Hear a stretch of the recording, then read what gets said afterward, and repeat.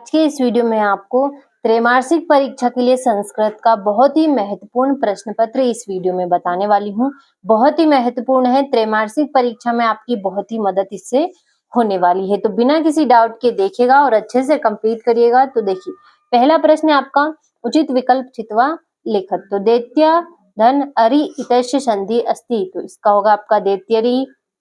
सूर्योदय इतस्य संधि विच्छेदम अस्ति। तो इसका होगा आपका सूर्य धन उदय। और इति कृत्वा इतस्य संधि विच्छेद भवति। इसका होगा आपका इति धन उक्त्वा। और जले मग्ने इतस्य समस्त पदम भवति। तो जलमग्नम होगा। और घनश्याम इतस्य विग्रह भवति। तो इसका होगा आपका घन इव श्याम। और अविविभाव इति समास्य उदाहरणम अस्ति। तो इसका होगा आपका प्रतिदिन। तो देखिए, पहला प्रश्न आपका कंप्लीट हुआ। दूसरा है आपका रिक्त स्थानी पूर्य। तो देखिए, गम धन कित्व। तो इसका होगा आपका गति। वि धन क्री धन। तो इसका होगा आपका लेप। और दृश धन कृत्वा। तो इसका होगा आपका दृष्टत्वा। और कवि वाणी का वदित प्रार्थयति। तो इसका होगा वीणाम।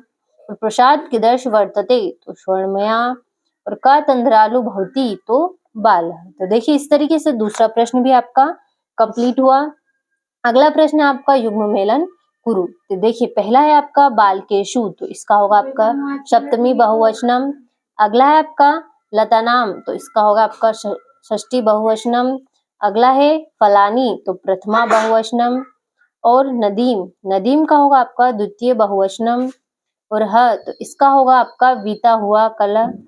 और पुत्र, तो पुत्र का होगा आपका कहाँ। तो देखिए, इस तरीके से आपका तीसरा प्रश्न भी कंप्लीट हुआ। बहुत ही महत्वपूर्ण प्रश्न ये सभी आपके लिए होने वाले हैं, तो अच्छे से कंप्लीट करिएगा।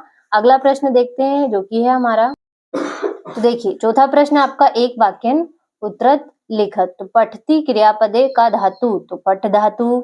गम धातो लड लकारस्य उत्तम पुरुष एक वचनस्य रूपम लिखत। तो इसका होगा कच्छम। और भविष्यति इति रूपम कस्य लकारस्य अस्ति। तो लट लकारस्य।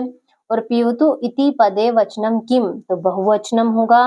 और प्रहार इत्यस्मिन् पदे उपसर्ग अस्ति। तो इसका प्र होगा। और दुराचार पदे उपसर्ग किम। तो दुर होगा। तो देखिए, इस तरीके से चौथा हुआ आपका। पांचवा प्रश्न आपका शुद्ध वाक्याना समक्षम अशुद्ध वाक्याना समक्ष न इति लिखत। तो अहम दीर्घा कथाम पठामि अत्र विशेषण पदम कथाम अस्ति। तो आम होगा।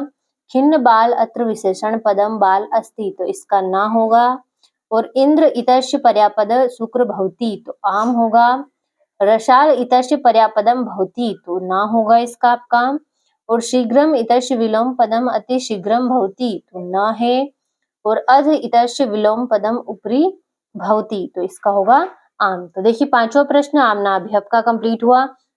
छठा प्रश्न आपका अधोलिखितेषु प्रश्न उत्तर संस्कृत भाषा लिखतम। सातवां हो गया आपका। इस तरीके से ये हो गया आपका आठवां प्रश्न। बहुत ही महत्वपूर्ण सारे प्रश्न ये आपके होने वाले हैं, अच्छे से कंप्लीट करिएगा। ये हो गया आपका 12वां प्रश्न। 13वां हो गया।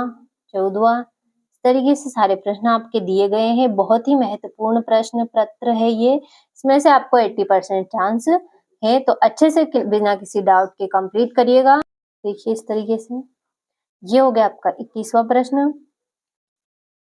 ये हो गया आपका 22वां प्रश्न, जिसमें आपको स्वस्य प्रचना कृते छात्रवृत्ति एवं प्रार्थना पत्रम संस्कृत लिखना है। आपको प्रार्थना पत्र लिखना है इसमें।